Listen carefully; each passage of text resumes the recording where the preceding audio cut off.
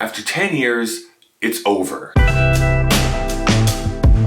Welcome to Media Lab. My name is Kyle, and here we believe that a creator's value shouldn't be based on their follower count. This is to VidCon specifically. It's not you, it's me. And it's also kind of you. But before we get into that, here's some context. Maybe it's quaint or maybe naive, but YouTube and online video more broadly, but I want to focus on YouTube specifically, was supposed to have been different. Every major medium before it, whether it was paintings, the novel, radio, TV, the movies, all of it was reserved for the elites. And sure, every once in a while there'd be this working class hero that would raise up and speak for a generation, but by and large the gatekeepers kept out the weirdos from being distributed. Whew. It's getting hot in here. But once we got to the year 2005, broadband had overtaken dial-up. Spamity calamity! Consumer cameras were more affordable. Smartphones that had cameras attached to them were just a few years off, but every computer you bought came with editing software. What this all means is that the weirdos could broadcast their message. A favorite creator of mine, Anthony D'Angelo, has made a video all about this topic that will go into much more detail than I'm going to. There's gonna probably be a card or something that you can click on. So the ability to make videos, because it was so easy to now, spurned on this huge new industry. And listen, I'm not a historian or ethnographer or anything like that, but it was my sense that at that time still, the internet was reserved for like the geeks and the nerds to talk about all the stuff that they wanted to obsess with. This was not like now where like literally everybody is on the internet. The super popular people were like out dating and stealing my lunch money. I have no idea what they were doing. So in those first few years, it was kind of the weird things that were being watched, the stuff that you couldn't find on television. Stuff like Dax Flame, which is, he's a very weird cat.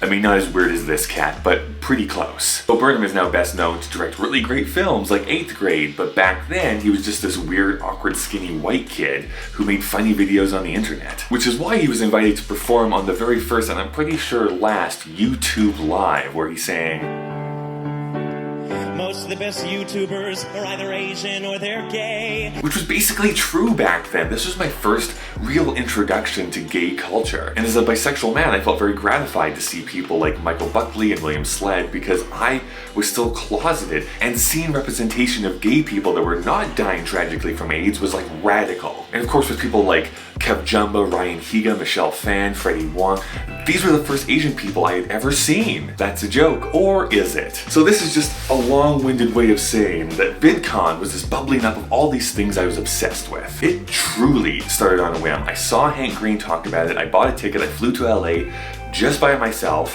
I was too nervous to talk to any single person, so I just hung out the back and loved every moment of it. I just wish I was a little bit more brave to join in. And over the years, the scenery has slightly changed, but many of the people have stayed the same. I've met friends, seen them perform, went up the same stupid elevator, but something kept pulling me back. It was only a few months ago where I realized I had essentially become a drug addict. I really enjoyed the first 2 hits, and I've kept trying to chase that dragon. Those first 2 years of VidCon were small, intimate, and made me feel special as a creator. I started watching YouTube before Google bought it, before there was monetization, but it's such an easy criticism to say, oh, things were way better back then. Because you think that until you go and watch videos from 2006, and unless your name is Zay Frank, they're not good. It was a young industry trying to find its way. It's just that with more money, different problems exist. As VidCon and YouTube both got bigger, this weird paradox started to happen. Creators can now make a living, and that is a good thing. It's just that the most popular creators aren't really doing anything that artistically interesting.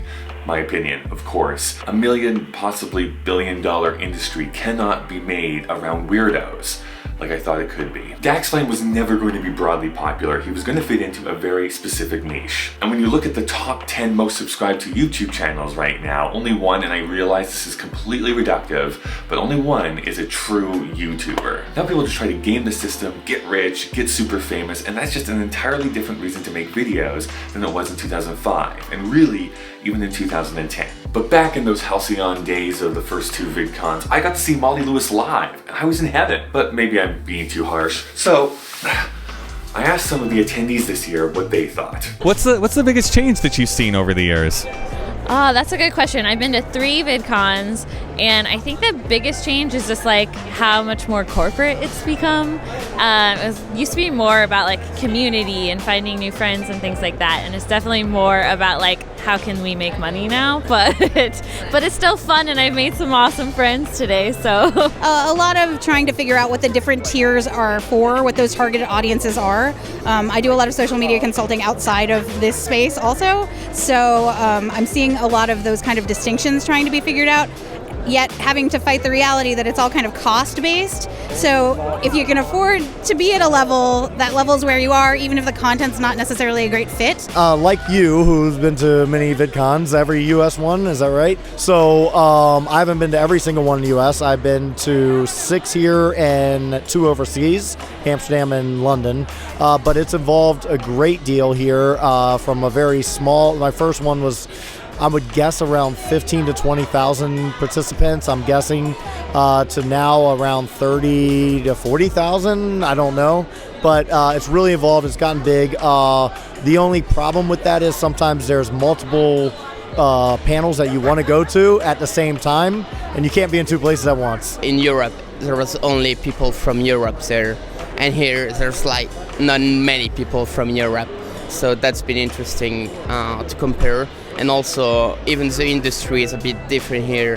It's, some would say it's like at least 1 or 2 years in advance compared to what's happening in Europe in the ecosystem around MCNs and the influencer marketing side of things. The Creator Lounge, it's just tables and chairs. Every year they keep treating the creators that aren't famous crappier and crappier and crappier and crappier, and so like that's kind of really did a deterrent for me this year. Is like, really, like, you do realize that the majority of everybody that's creating is this level right here. Do you think there is a way to fix it? I believe there is a way. I believe that, one, Viacom needs to understand that, yes, I get it from a security standpoint. This is a huge venue. Terrorist threats are still a big thing, homegrown, lone wolves, all that kind of stuff.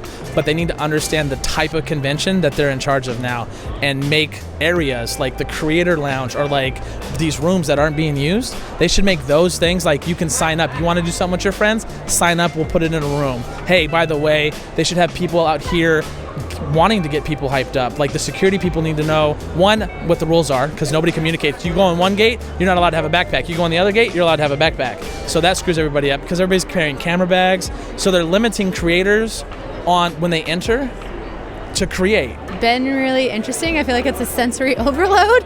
You're just kind of like, whoa, everywhere. But it's been a lot of great experiences, especially with like the community around here, meeting new people, and I feel like finding your weirdos and really just kind of letting yourself be you. So there's this sort of like layer of nostalgia over every event. Like, what was it like the last time I did this? What was it like the first time I did this? So I think that's really what's colored my experience so far, is just that the sense that this is the 10th time I've done it and sort of remembering all the other times. But I think that what we see is basically all of the same kind of power structures that existed in Hollywood and the media that YouTube was meant to be kind of counter to. I think all the power structures are sort of replicating themselves in the space. And that is, there's a lot of problems with that.